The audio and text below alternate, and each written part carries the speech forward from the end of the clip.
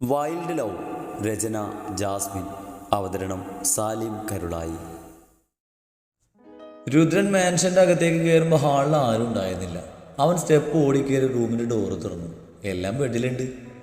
ഡാ രുദ്രൻ്റെ അലറ കേട്ടതും ബെഡിൽ കിടന്ന യേശുവിൻ്റെ വയറിൽ മുഖമമർത്തി കിടന്ന കണ്ണൻ ചാടിപ്പഴിഞ്ഞ് എഴുന്നേറ്റു. അത് കണ്ടതും എല്ലാവരും കൂട്ടിച്ചിരിച്ചു. കുറച്ചു മുമ്പ് അങ്ങനെ കിടക്കാൻ പാടില്ലെന്ന് പറഞ്ഞ് ദേവിയുടെ വാക്കിന് പുല്ല് വില കൊടുക്കാതെ കിടന്നവനാണ്. ഞാനൊന്നും ചെയ്തില്ലേട്ടാ, തട്ടിയില്ല, അതുപോലെ കിടന്നുള്ളൂ. ജസ്റ്റ് ഒരു രസത്തിന്, വല്ല ഫീലും കിട്ടുന്നുണ്ടോയെന്ന് അറിയാനുള്ള ആകാംക്ഷ കൊണ്ട്. രുദ്രൻ്റെ മുഖത്തേക്ക് നോക്കി ബിക്കിക്കൊണ്ട് കണ്ണൻ പറഞ്ഞു നിർത്തി. കോളേജിൽ നിന്നും ഓടിപ്പിടഞ്ഞ് വന്ന അതേ കോലത്തിലാണ് നിൽപ്പ്. ക്ലാസ് കഴിഞ്ഞ് വന്നിട്ട് നീ കുളിച്ചില്ലേ? അവനെ മൊത്തത്തിൽ നോക്കിയ ശേഷം രുദ്രൻ ഗൗരവത്തിൽ ചോദിച്ചു. കണ്ണൻ പല്ല് കടിച്ചു. പെട്ടു. രുദ്രൻ ഇത്ര വേഗം വരുമെന്ന് കരുതിയില്ല. അതാണ് കുളിക്കാതെ ചാടി കയറി ഓടിക്കേറിയത്. ഞാൻ കുളിക്കാൻ പോവാ എന്നേട്ടാ. അപ്പോഴാ ചേച്ചി പറഞ്ഞത് കുറച്ചു നേരം എൻ്റെ ഒപ്പം ഇരിക്ക് കണ്ണാന്ന്. പാവം ഗർഭിണിയല്ലേ, ഞാൻ അനുസരിച്ചതാ. കണ്ണൻ നിഷ്കുവായി യേശുവിനെ നോക്കി പറയുമ്പോൾ യേശു അവനെ നോക്കി കണ്ണുരുട്ടി. ചോദ്യം ചോദിക്കുമ്പോൾ ഇതുപോലെ നുണയുണ്ടാക്കാൻ അവനെ കഴിയൂ. ഇനി കുളിക്കാതെ ഒന്നും യേശുവിൻ്റെ അടുത്തേക്ക് വരാൻ പറ്റില്ല. പുറത്ത് പോയി ഒരുപാട് പേരുമായി ഇടപെടുന്നതല്ലേ, അതൊന്നും നല്ലതല്ല. മനസ്സിലായില്ലേ? പോയി കുളിച്ചിട്ട് വാ. അവൻ പറഞ്ഞത് മൈൻഡ് ചെയ്യാതെ രുദ്രൻ പറഞ്ഞുകൊണ്ട് ബാത്റൂമിൽ കയറി. പോകുന്ന പോക്കിൽ ദേവിയുടെ നെഞ്ചിൽ ചാരി ബെഡിൽ കാലും നീട്ടി കണ്ണനെ നോക്കി പേടിപ്പിക്കുന്നവളെ അവനൊന്ന് നോക്കി. നീ നുണയാ പറയുന്നത് ഏട്ടന് മനസ്സിലാവും, പിന്നെ എന്തിനാ നീ ഇങ്ങനെ കഷ്ടപ്പെട്ട് നുണ പറയുന്നത്? രുദ്രൻ ബാത്റൂമിൽ കയറിയതും കണ്ണനെ നോക്കി റോണി ചോദിച്ചു. അതിന് കണ്ണനൊന്ന് വിളിച്ചു. എന്ത് ചെയ്യാനാ, അത് ശീലായിപ്പോയി. മാറ്റാൻ ശ്രമിക്കുന്നുണ്ട്, പക്ഷെ നടക്കേണ്ടേ.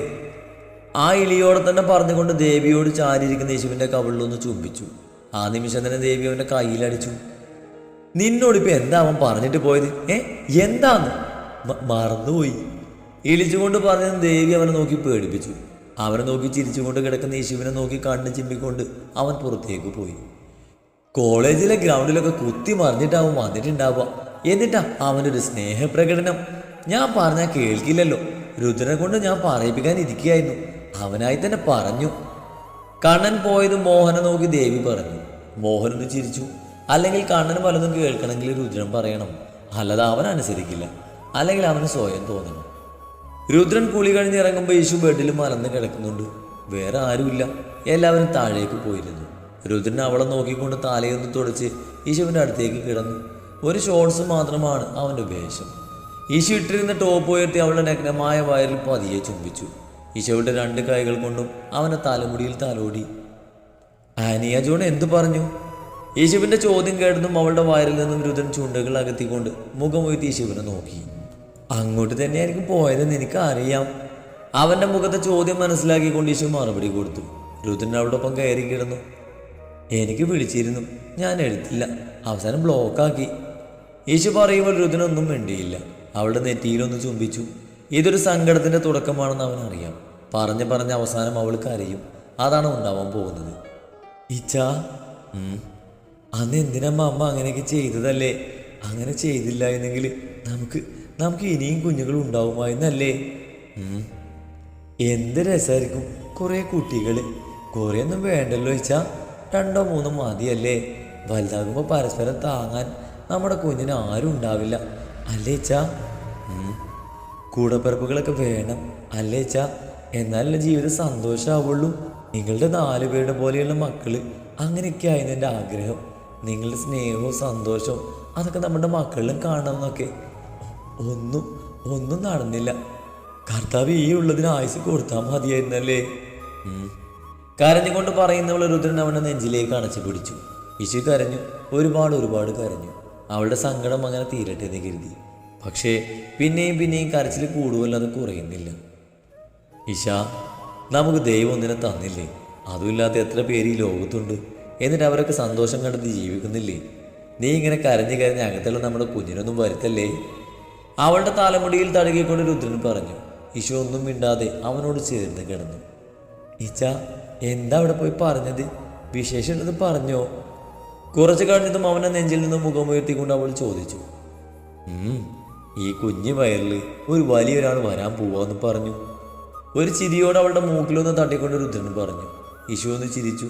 ആ വിഷമം നിറഞ്ഞു നിൽക്കുന്ന സന്ദർഭത്തെ മാറ്റാൻ വേണ്ടിയാണ് രുദ്രൻ അങ്ങനെ പറഞ്ഞത്. അങ്ങനെയല്ലല്ലോ, ഈ കുഞ്ഞു വയലൊരു കുഞ്ഞാള് വരാൻ പോകുന്നല്ലേ? ഈശോ അവളുടെ വയലിൽ തടകിക്കൊണ്ട് ചെറു ചിരിയോടെ ചോദിച്ചു. രുദ്രൻ അല്ലെന്ന് തലയാട്ടി. ചെറിയ ആളല്ല, അവൻ രുദ്രന്റെ മകനാണ്, അതുകൊണ്ട് വലിയ ആളാണ്. രുദ്രൻ ചിരിച്ചു. ഈശോവും ഇനിയുള്ളതെല്ലാം ആ കുഞ്ഞിനെ ചുറ്റിപ്പറ്റി മാത്രമാവും. പലർക്കും പലതിലുമാണ് അതിവിടെ സന്തോഷമെങ്കിൽ ഇനി ആ കുഞ്ഞായിരിക്കും സന്തോഷം. ആ കുഞ്ഞിൽ ഒതുങ്ങി മാൻഷൻ. മകനാണോ? ഈശോ രുദ്രന്റെ ചിരിക്കുന്ന ചുണ്ടിൽ അമർത്തി തഴുകിക്കൊണ്ട് ചോദിച്ചു. രുദ്രൻ ആ ചോദ്യത്തിന് കണ്ണു ചിമ്മി. എന്നെ കാണാൻ വരുമായിരിക്കും അല്ലേ? അവൾ ആനയാണ് പറയുന്നതെന്ന് രുദ്രന് മനസ്സിലായി. എങ്ങനെ പോയാലും അവളുടെ ചിന്തകൾ അതിൽ തന്നെ ചുറ്റിപ്പെട്ട് കിടക്കുവാണ്. വരാൻ വേണ്ടി തന്നെയാ ഇന്നങ്ങോട്ട് പോയി അങ്ങനെയൊക്കെ പറഞ്ഞത്. അവരോട് സംസാരിക്കേണ്ടത് ഞാനല്ല, നീയാ. ചെയ്തത് ഇതിനെക്കുറിച്ച് ബോധ്യം വരണമെങ്കിൽ നീ പറയണം, എന്നാലേ അവൾക്ക് മനസ്സിലാവൂ. രുദ്രൻ പറയുമ്പോൾ ഈശോ ഒന്ന് മൂളി. കാണണമെന്ന് തന്നെയാണ് മനസ്സ് പറയുന്നത്. അതെ, കാണണം. പറയേണ്ടതെല്ലാം പറയണം. അതിനുശേഷം ഒരിക്കലും കാണരുത്. ചിന്തകൾക്കൊടുവിൽ യേശുവിൻ്റെ കണ്ണുകൾ അടഞ്ഞുപോയി. രുദ്രൻ ഓരോന്ന് ചിന്തിച്ചുകൊണ്ട് കിടന്നു. ടേബിളിലിരിക്കുന്ന ഫോൺ റിങ് ചെയ്തതും രുദ്രൻ കൈയെത്തിച്ച് ഫോൺ കയ്യിലെടുത്തു. ട്രൂ കോളിലെ പേര് വായിച്ചതും അവനിലൊരു പുഞ്ചിരി വിടുന്നു. ഹൃതിക. ആ പുഞ്ചിരിയോടെ തന്നെ അവൻ ഫോൺ അറ്റൻഡാക്കി ചെവിയിൽ വെച്ചു. ഹലോ. രുദ്രൻ ആദ്യം അങ്ങോട്ട് പറഞ്ഞു. പെട്ടെന്ന് അവൻ്റെ ശബ്ദം കേട്ടത് കൊണ്ടാണെന്ന് തോന്നുന്നു ഋതു ഒന്നും സ്റ്റെക്കായിപ്പോയി. അവളുടെ ശബ്ദമൊന്നും കേട്ടില്ല. ഹലോ. രുദ്രൻ ഒന്നുകൂടെ പറഞ്ഞു. ഈ പ്രാവശ്യം മറുപടി കിട്ടി. ഹലോ, ഞാൻ ഹൃതികയല്ലേ? മനസ്സിലായി. അവൾ ആരാണെന്ന് പറഞ്ഞു തുടങ്ങുന്നതിന് മുമ്പ് തന്നെ രുദ്രൻ അങ്ങോട്ട് പറഞ്ഞു. ഞാൻ ചേച്ചി കാർഡ് തന്നിരുന്നു, വിളിക്കാൻ പറഞ്ഞു. അറിയപ്പെടുന്ന ഒരു ആക്ടറിനോട് ആദ്യമായി സംസാരിക്കുന്ന പേടി അവളുടെ വാക്കുകളിലുണ്ടായിരുന്നു. രുദ്രനൊന്ന് പുഞ്ചിരിച്ചു. അവൻ്റെ നെഞ്ചിൽ പതിഞ്ഞു കിടക്കുന്നവളുടെ നെറ്റിയിൽ അമർത്തിയൊന്ന് ചുംബിച്ചു കൊണ്ടൊന്ന് മൂളി. അവരെല്ലാം ഹൃതികയെ കാണാൻ വന്ന ദിവസം എനിക്ക് വരാൻ കഴിഞ്ഞില്ല, കുറച്ച് തിരക്കുകളിൽ പെട്ടുപോയി. രുദ്രൻ പറയുമ്പോൾ ഹൃതികയൊന്ന് മൂളി. എന്താണ് അവനോട് പറയേണ്ടത്, എന്താണ് അവനോട് ചോദിക്കേണ്ടതെന്നൊന്നും അവൾക്ക് അറിയുന്നില്ല. ആകെ മൊത്തം ഒരു പേടി. റോണയോട് സംസാരിക്കുമ്പോഴോ ആ വീട്ടിലുള്ള മറ്റുള്ളവരോട് സംസാരിക്കുമ്പോഴോ ഈ പേടിയോ വിറയിലോ ഉണ്ടായിരുന്നില്ലല്ലോ എന്നവൾ ചിന്തിച്ചു. ഹൃതിക ടെൻഷനാവൊന്നും വേണ്ട, ഞാൻ തന്നെ അവിടെ വന്ന് കാണുമെന്ന് കരുതിയതാ. പക്ഷേ എൻ്റെ ചില തിരക്കുകൾ കാരണം എനിക്കതിന് കഴിഞ്ഞില്ല. അതുകൊണ്ടാണ് ഞാൻ ഇഷയുടെ കയ്യിൽ എൻ്റെ കാർഡ് കൊടുത്തത്. കോൾ ചെയ്യാലെന്ന് കരുതി. എനിക്കെന്താ സംസാരിക്കണമെന്ന് അറിയാത്തത് കൊണ്ടാണ് ഞാൻ മിണ്ടാതിരിക്കുന്നത്. അല്ലാതെ പേടിയോ ടെൻഷനോ ഒന്നുമില്ല. ആദ്യത്തെ പേടിയും ടെൻഷനൊക്കെ മാറി അവളും ഒന്ന് ഓപ്പണായെന്ന് രുദ്രന് തോന്നി. റോണ ഹൃതികയോടെല്ലാം പറഞ്ഞു അല്ലേ? അവനൊരു റിലേഷൻ ഉണ്ടായിരുന്നു, അത് മുടങ്ങിയ കാരണവും അവൻ പറഞ്ഞു കാണുമല്ലോ അല്ലേ? രുദ്രൻ എന്തുകൊണ്ടും അത് ചോദിക്കണമെന്ന് തോന്നി. പറഞ്ഞിരുന്നു. ഓർമ്മയിൽ സൂക്ഷിക്കാൻ ഇഷ്ടപ്പെടാത്ത ഒരു വളരെ ചെറിയ കാര്യമാക്കി മാത്രം എന്നോട് ഡോക്ടർ ആ ടോപ്പിക്ക് സംസാരിച്ചത്. റോൺ അത് പറയുമ്പോഴത്തെ മുഖഭാവം ആലോചിച്ചുകൊണ്ടാണ് ഹൃദു അങ്ങനെ പറഞ്ഞത്. വലിയൊരു സീരിയസ് മാറ്റർ സംസാരിക്കുന്ന ഭാവമായിരുന്നില്ല അവൻ്റെ മുഖത്ത്. അതാണ് ഹൃദു അതെടുത്ത് പറയാൻ കാരണം. അങ്ങനെ ഒരു സീരിയസ് വിഷയമല്ലെന്ന് തോന്നുന്നത് ശരിയല്ല. വേണ്ടെന്ന് വെച്ചത് അവനും ഞങ്ങളൊക്കെ തന്നെയാണെങ്കിലും അത് ഉൾക്കൊള്ളാൻ അവന് കുറച്ച് സമയം വേണ്ടി വരും. രുദ്രൻ ആ പറഞ്ഞതിന് ഹൃതിക പലതും ആലോചിച്ച് കൂട്ടിയത് കൊണ്ടാകും അവൾ മറുപടി പറയാൻ മറന്നുപോയത്. ഹൃതിക പേടിക്കാൻ വേണ്ടി പറഞ്ഞതല്ല ഞാൻ. അവൻ ഒരിക്കലും തന്നെ മാറ്റി നിർക്കുകയോ തനിക്ക് നൽകേണ്ട മുൻഗണന തരാതിരിക്കുകയോ ചെയ്യില്ല. പക്ഷേ തന്നെ ഉൾക്കൊള്ളാൻ അവന് കുറച്ച് സമയം വേണം, അതവന് കൊടുക്കണം. ഒരു ദാമ്പത്യ ജീവിതം തുടങ്ങുമ്പോൾ പരസ്പരം വിശ്വാസവും സ്നേഹമൊക്കെ വേണം. അതുകൊണ്ട് ആദ്യം അവനെ മനസ്സിലാക്കാൻ ശ്രമിക്കുക, അവനെ സ്നേഹിക്കുക, അതിനുശേഷം ഒരു ജീവിതം. അതല്ലേ നല്ലത്. മതി, ഞാൻ ഒന്നിനും നിർബന്ധിക്കില്ല. എനിക്കതിനെ അറിയുകയില്ല. എൻ്റെ കൂടെ ഒരാൾ, ഒറ്റക്കാണെന്ന് തോന്നുമ്പോൾ ചേർത്ത് പിടിക്കാൻ ഒരാൾ, അങ്ങനെ ഒരാളെ ഞാൻ ആഗ്രഹിക്കുന്നുള്ളൂ. അതിന് സമയമെടുക്കുന്നതാണെങ്കിൽ ഞാൻ പറഞ്ഞല്ലോ, തന്നെ അവൻ ഒരിക്കലും ഒറ്റക്കാക്കില്ലെന്നും അവനാൾ കഴിയുന്ന പോലെ അവൻ തന്നെ നോക്കും. പക്ഷേ കുറച്ച് സമയം അവനത് കൊടുക്കണം. പെട്ടെന്നൊരു വിവാഹം ആകുമ്പോൾ അവനത് ഉൾക്കൊള്ളാൻ കഴിഞ്ഞെന്ന് വരില്ല. പതിയെ പതിയെ നിങ്ങൾ അടുത്തറിഞ്ഞ ശേഷമാണെങ്കിൽ അതൊന്നുകൂടെ നന്നായിരുന്നു എന്നാണ് എനിക്ക് തോന്നുന്നത്. രുദ്രൻ പറഞ്ഞു നിർത്തുമ്പോൾ ഹൃദയവും അത് തന്നെ ആലോചിച്ചിരിക്കുമായിരുന്നു. ശരിയാണ് പറഞ്ഞത്, ആ പറഞ്ഞതിൽ ശരിയുണ്ടെന്ന് അവൾ ചിന്തിച്ചു. റോണയുമായി സംസാരിച്ചൊരു തീരുമാനത്തിൽ എത്തിയതും അങ്ങനെയായിരുന്നുവല്ലോ. ശരിയാണ്, അത് തന്നെയാണ് നല്ലത്. എന്നോട് അച്ഛനും അമ്മയും സോറി, പെട്ടെന്ന് അങ്ങനെ പറയാലല്ലേ. മോഹനയും ദേവിയും അവളുടെ വായിൽ വന്നത് അങ്ങനെയാണ്. അതുകൊണ്ട് തന്നെയാണ് അങ്ങനെ പറഞ്ഞതും. അവളുടെ ചോദ്യം കേട്ടതും രുദ്രനൊന്നും ചിരിച്ചു. അങ്ങനെ പറയാം, ഇനി മുതൽ അവർ തൻ്റെയും അച്ഛനും അമ്മയാണ്. അങ്ങനെ മാത്രമേ വിളിക്കാവൂ, അങ്ങനെ പാടുള്ളൂ കേട്ടോ.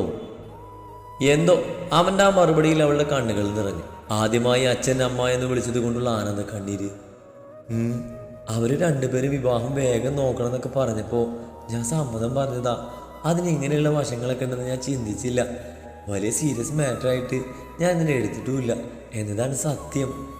ഹൃതിക പറയുമ്പോൾ രുദ്രനൊന്ന് മൂളി. അവനവളുടെ മൈൻഡ് പോകുന്ന ചിന്തിക്കാൻ കഴിയും. അച്ഛനും അമ്മയും പറഞ്ഞപ്പോൾ കൂടുതലൊന്നും ചിന്തിച്ച് കാണില്ല. അഭിപ്രായം ചോദിക്കാനോ സമ്മതം പറയാനോ ആരും ഇല്ലാത്തത് കൊണ്ട് അവളായി തന്നെ അതിന് സമ്മതിച്ചു. അതാണ് ഉണ്ടായിരിക്കുന്നത്. ചേച്ചി എവിടെ? ഈ സംസാരത്തിനിടയിൽ ഇഷ്യൂ കയറി വന്നില്ലല്ലോ എന്ന രീതിയിലാണ് ഋതു അത് ചോദിച്ചത്. രുദ്രൻ അവൻ്റെ നെഞ്ചിൽ പതിഞ്ഞു കിടക്കുന്നവളെ ഒന്നുകൂടെ പൊതിഞ്ഞു പിടിച്ചു. ആളുറങ്ങി. ഇത്ര നേരത്തെയോ? ശരിയാണ്, കിടക്കാനൊക്കെയുള്ള സമയമാകുന്നതേ ഉള്ളൂ. ആൾക്ക് ഭയങ്കര ക്ഷീണം, അപ്പോൾ വേഗം കിടന്നു. അതിന് ഹൃദയമൊന്നും മൂളി. കൂടുതലൊന്നും ചോദിച്ചില്ല. അതൊക്കെ അവളുടെ സ്വകാര്യതയാണെങ്കിലോ എന്ന് തോന്നല്. അതായിരുന്നു അവളിൽ.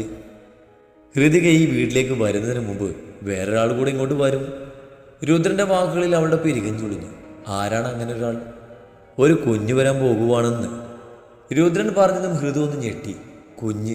ആ കുടുംബത്തിലേക്ക് അവൾ കയറി ചെല്ലുമ്പോൾ ഒരു കുഞ്ഞു കൂടെ അവളെ സ്വീകരിക്കാനുണ്ടാവും. 1 വർഷം അതങ്ങനെ കടന്നു പോകും. അതാണ് അവൾ ചിന്തിച്ചത്. വല്ലാത്തൊരു സന്തോഷം അവളെ പൊതിഞ്ഞു. കൺഗ്രാജുലേഷൻ. ഒരു ചിരിയോടെ ഹൃദു പറയുമ്പോൾ രുദ്രൻ മറുപടി ഒരു ചിരിയിലൊതുക്കി. എന്നാ ശരി, ഏട്ടൻ കിടന്നോളൂ, ഞാൻ പിന്നെ വിളിക്കാട്ടോ. കൂടുതലൊന്നും പറയാൻ ഹൃദു നിന്നില്ല. ഒരു ബഹുമാനം നിറഞ്ഞ ഇഷ്ടം അവൾക്ക് അവനോട് തോന്നി. ആയിക്കോട്ടെ, ഇടയ്ക്കൊക്കെ വിളിക്കാം. ഹൃതിക്ക് ഇടയ്ക്കൊക്കെ ഇങ്ങോട്ട് വരണം കേട്ടോ. വിവാഹത്തിന് ശേഷം മാത്രമേ ഇങ്ങോട്ട് വരാവോ എന്നൊന്നും ഇവിടെ ആർക്കും നിർബന്ധമില്ല. അതുകൊണ്ട് വരണം കേട്ടോ. അതിനവളൊന്ന് മൂളി. അത് കേട്ടപ്പോൾ എന്തോ ഒരു ചളിപ്പ്. കൂടുതലൊന്നും പറയാതെ ഫോൺ ഓഫാക്കി. രുദ്രൻ ഫോൺ ടേബിളിൽ വെച്ച ശേഷം വിഷുവിനെ അവനെ നെഞ്ചിലേക്ക് പൊതിഞ്ഞു പിടിച്ചുകൊണ്ട് കിടന്നു. ഉറക്കം വരുന്നില്ല. തിരിഞ്ഞും മറിഞ്ഞും കിടന്നിട്ട് ഉറങ്ങുന്നില്ല. നെഞ്ചിൽ കിടക്കുന്നവളൊന്ന് മലത്തി കിടത്തി അവളുടെ ടോപ്പടിച്ച് ഇശുവിൻ്റെ മാറിലേക്ക് മുഖം നിർത്തി. ജീവൻ തിരിച്ചു കിട്ടിയ പോലും സുഖം. ഇശുവിൻ്റെ നെഞ്ചിൽ അമർന്ന് കിടന്നുകൊണ്ട് അവളുടെ വയറിൽ ചുറ്റിപ്പിടിച്ചുകൊണ്ട് അവൻ സുഖമായി ഉറങ്ങി. ഒന്നിനെക്കുറിച്ചും ആലോചിക്കാതെ സുഖമായി തന്നെ.